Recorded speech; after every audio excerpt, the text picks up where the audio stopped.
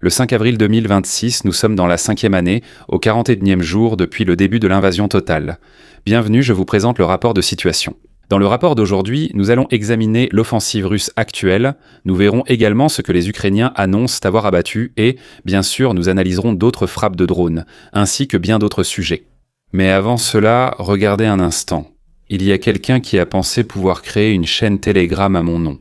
Oui, cette chaîne n'est évidemment pas de moi, il y a beaucoup de contenu sur l'AfD, ou plutôt du contenu pro-russe y est diffusé et on y incite aussi à rejoindre des groupes de crypto-monnaies. La chaîne n'est absolument pas de moi, mais elle utilise mon nom et mon logo. Alors, faites-moi une faveur, allez sur Telegram, signalez cette chaîne, car plus il y a de personnes qui la signalent en même temps, plus vite Telegram la supprimera. Alors merci beaucoup pour votre soutien, je sais que je peux compter sur vous, comme j'ai toujours pu compter sur vous. Au fait, vous trouverez le OneTag Telegram original dans la description de la vidéo ou bien via ce QR code ici. Pendant que je réorganisais un peu mon espace de travail, je suis retombé là-dessus.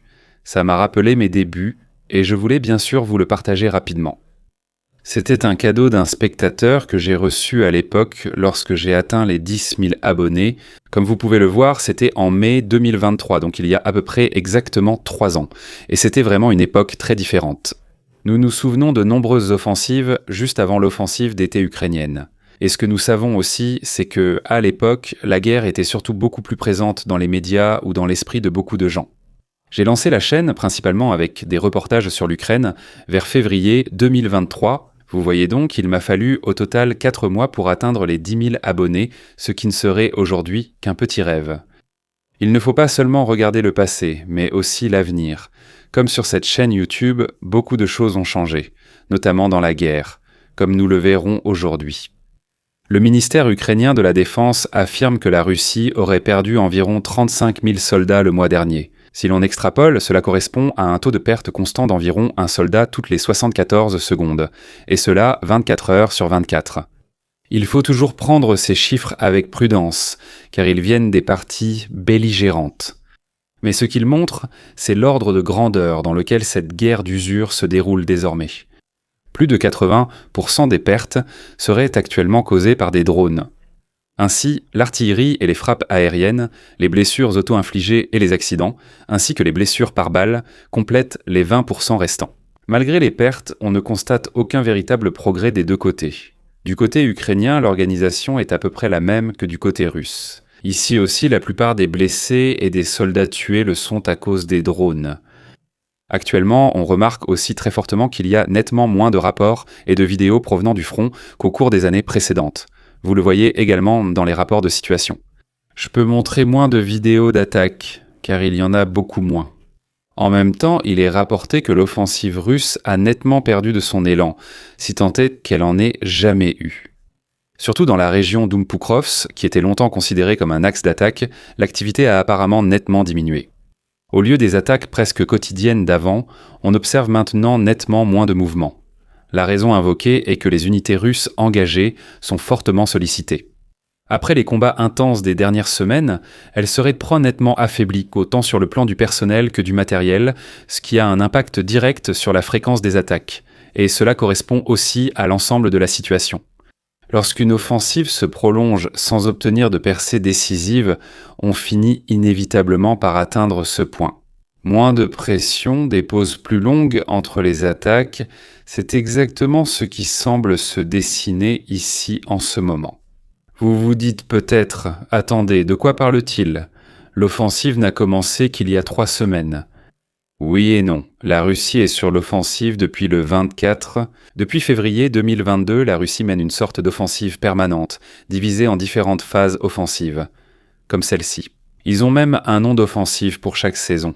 Il y a l'offensive du printemps, l'offensive d'été, l'offensive d'automne et aussi une offensive d'hiver, et cela chaque année.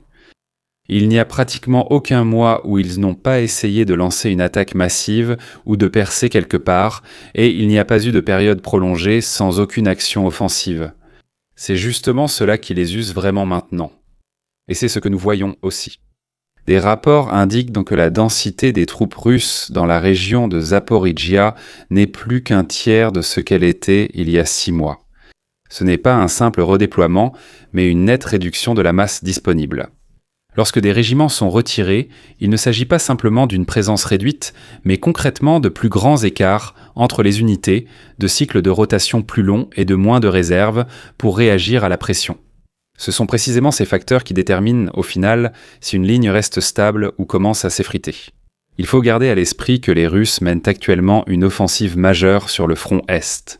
Mais en même temps, ils ne recrutent pas plus de soldats qu'auparavant et ils en perdent plus qu'ils ne peuvent en recruter. De plus, de nombreux régiments et autres sous-unités ne sont pas au complet. Et pour mener une offensive, il faut idéalement plus de soldats que l'adversaire. Il est donc évident que le Kremlin ne peut pas sortir cela de son chapeau sans une mobilisation. Nous devons donc forcément retirer d'autres unités pour l'offensive. Ce qui signifie à son tour que d'autres secteurs sont moins bien couverts qu'auparavant. Pourquoi donc prennent-ils des soldats de la région de Zaporijia ici? C'est très simple. Regardons un peu plus à l'est. Car il n'y a en réalité que 2 zones ici. Kherson, la Crimée et Zaporijia, et le reste serait en fait le front de l'Est, où des offensives limitées sont actuellement menées par les Russes un peu partout. Il serait inutile de retirer des hommes de là-bas si on en a besoin ici pour attaquer. La Crimée est actuellement assez calme. Ici, il n'y a presque plus d'unités qui appartiennent aux forces combattantes. Ici, il ne reste principalement que des éléments de la flotte de la mer Noire, qui continue d'avoir son quartier général ici à Sébastopol. À cet endroit et ailleurs, il s'agit principalement d'unités de défense aérienne ainsi que d'éléments des forces aérospatiales russes qui sont présents ici sur différents aérodromes. Ensuite, au final, ce qui est encore occupé par des unités combattantes dans cette zone, c'est Kherson. Kherson est une région qui est traversée par de vastes étendues d'eau. Donc nous avons ici le Dnipro qui traverse cette zone. Nous avons ici la mer qui s'étend au sud et aussi à l'ouest.